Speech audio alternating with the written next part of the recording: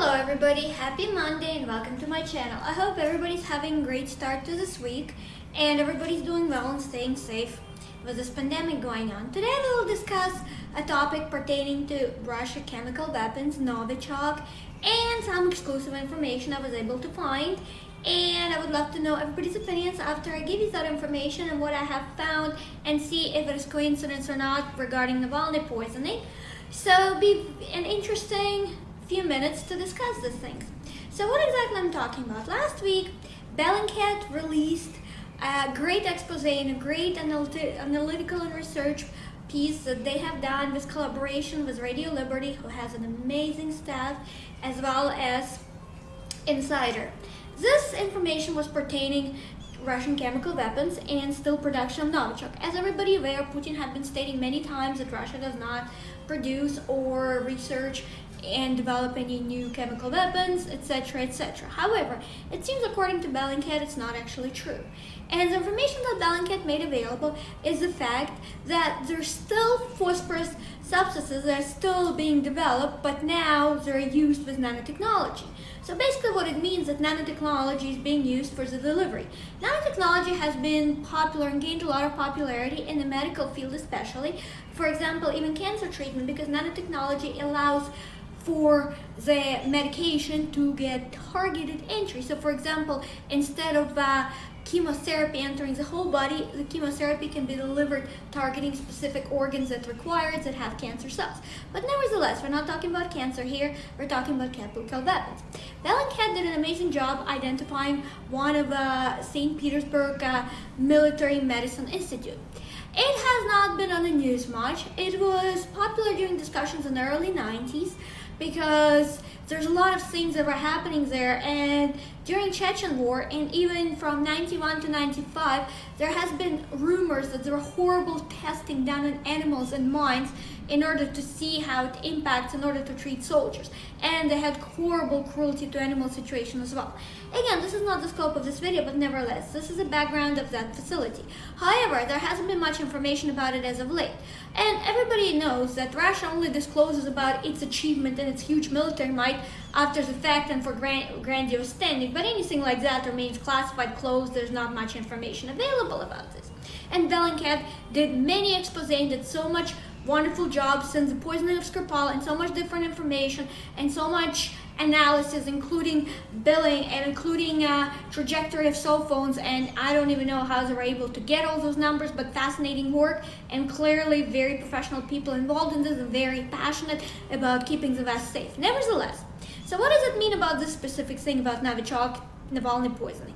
So basically, Radio Liberty went as far as to say there's death pills now available. So basically saying that there's new Novichok substances wrapped up in nanotech coating and they're able to deliver it, and obviously, it's a death pill. That's exactly what it would be. However, Russia will never admit to that, and clearly so. But it is fascinating work and it is clearly possible. The interest came all about this because the actual leader of this institute is Sergei Chepur. Sergei Chepur has been a leader of that institute since 2015. And what Bellingcat uncovered that he met many times with Mishkin, and everybody, if you didn't see it, I'll leave a link as far as Bellingcat expose pertaining to the chemical weapons in Russia now. And also, Mishkin was one of the people that Bellingcat was identifying as the ones who were used in operation to poison Skripal and his daughter. Of course, it was an alias, but nevertheless, they even released his image.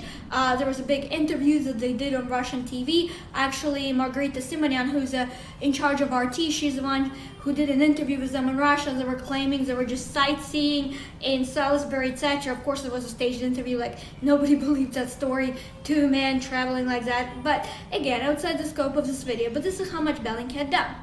At the end of the day, it is obviously plausible and believable, and I don't think Russia ever stopped creating new chemical weapons, and obviously since the world is evolving, that's what they're doing. But nevertheless, besides all the travel and pointing them together in the groups and everything in Navalny poisoning, what I found is very interesting. After I read what Bellingcat and Radio Liberty did in their investigation, I decided to look at it further in open source, of course, to see what else I can find, because something fascinated me about that institute. I was just reading history about it, etc. And then I decided to look for their patents. because Russia has a patent database that anybody can enter and look at. It's in Russian. There's some in English, but there's more information in Russian clearly because it is a Russian patent database. So I entered the St. Petersburg Institute for Military Medicine, and such as ones that Bellingcat identified, and I started looking at their recent patents. And this is what got me very interested. However, I would love everybody's opinions to see if anybody thinks it's plausible, if there's a link between it or not. I'll just give you the information what I found quite interesting. So basically what it is, there's a patent number 2194983 in the Russian patent database, so RU, and the patent number 2194983. This is a recent patent that was actually released on that information in June of 2020. So just a few months ago, and Navalny's poisoning was in August. This is what's interesting what this patent is about. This patent is under medicine, of course, but the patent is the method of neurotoxicity for the people during liver toxicity of unknown substances. And this is a very interesting portion about this, the way the patent reads. If you read this patent, and originally, this is what got me interested, because obviously, because a lot of it is classified, you only can read basic information about the patent, of course, but what got me interested, the verbiage in regards to liver toxicity and neuro effects on the body and everything like that. What is interesting about all of this, and again, like I said, it could be coincidence, but with Russia, I don't believe so. I'm not saying that this could be actual link, but nevertheless, this would be an interesting fact for someone to look at who understands more about this kind of things and actually can correlate more, because clearly I'm not an expert at this at all. So what it is that basically originally when Navalny felt ill on the airplane and the flight had to be diverted and he was taken in the hospital, the first thing Russians said and all doctors said that he must have had pancreatic attack and everything else. There was also a series that he drank bad alcohol a day or two prior, homemade alcohol called samagon in Russian, which is homemade substance made, etc. And interestingly enough, the patent in June from this St. Petersburg Institute studying this toxicity of that level, because clearly, when substance like that enters, his liver would encounter toxicities. That's why he got in the situations that he got. And of course, I'm not a doctor, I'm not a medical professional, I'm not an expert in anything of that above, but I just thought it was an interesting coincidence. The patent from the Institute that was identified by Bellingcat and Radio Liberty conjoined project that they have done an investigation, this patent specifically for that, and this is the first thing Russia said.